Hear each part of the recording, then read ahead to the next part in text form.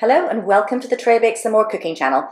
I'm Callie and today I've got another retro classic for you. These are Gipsy Creams, which I don't think you can get in stores anymore.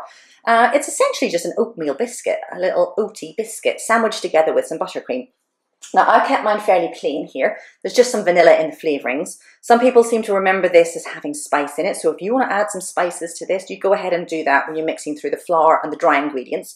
If you want to add a flavoured buttercream as well, that works just as well. Chocolate buttercream works great, or coffee buttercream. But ultimately, it's a very quick to make, very easy, simple biscuit recipe. Gipsy Creams. Let's get baking. First things first, I am preheating my oven to 325 degrees Fahrenheit. That's 160 degrees centigrade in a conventional oven. Adjust your oven if you have a fan-assisted oven. And in my bowl, I have butter, I have shortening, and I have sugar. I'm going to cream these together with my little hand mixer here until this is all nice and light and fluffy and well combined. If you do not have lard or shortening, you can use lard instead of the shortening. If you don't have those, don't worry, just use all butter. The biscuits will be a little bit crisper, but they're still going to taste great. So, cream these all together, and that's step one.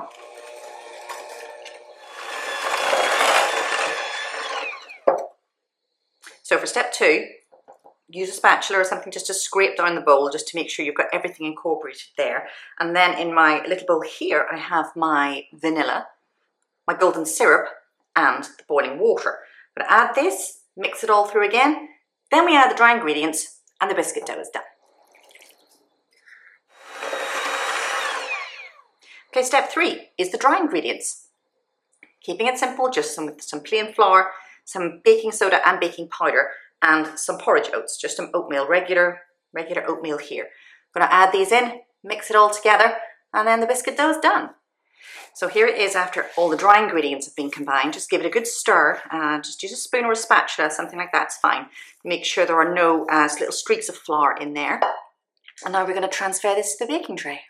Right, final step before they go in the oven is to scoop them out. I have a little really quite tiny ice cream scoop here. I'm going to call this a cookie scoop because no one wants an ice cream cone that is made of an ice cream scoop that small.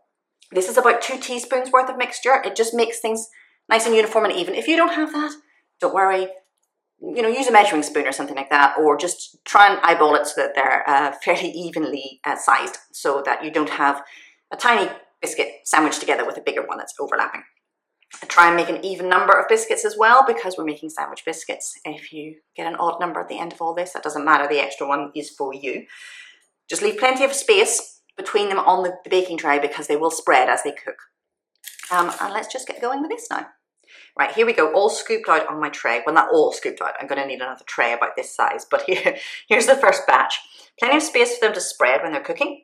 This size will take about 10 minutes, just keep an eye on it. You know, your oven may be faster than mine, or slower than mine, or hotter or colder. Either way, know your oven. Keep an eye on your bakes. This doesn't matter if you open the door every now and again to check on it. You just want them nice and light and golden when they are done. They will puff up a little bit in the oven, and they will be quite soft when they come out of the oven as well. So leave them to cool for a minute or two on your tray, and then transfer them to a wire rack to cool completely. But they will be quite soft to transfer, and you don't want to break them or them to fall apart or go a bit misshapen or anything like that. So here we go. This is going to go in the oven for about 10 minutes or so until they are nice and light and golden. Okay, here they are.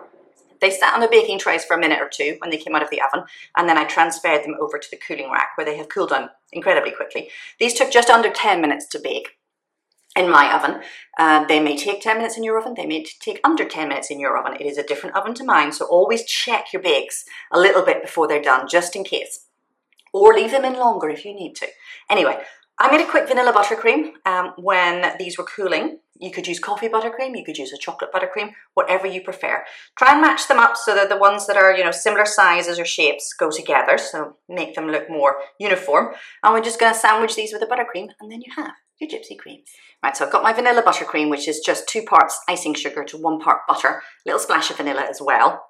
And as I said, I'm just going to try and match these up where I can, because some of them, this guy's gone a little bit oblong, which may have been when I was taking it off the baking tray. So all I'm going to do is spread. I mean, you can do this with a knife. you know, you do not have to do this with a piping bag. There you go. Obviously, as much or as little buttercream as you prefer. But there we have it. There's the first one. So again, I'm going to match this guy with this because somehow they both turned out to look a bit oblong. That.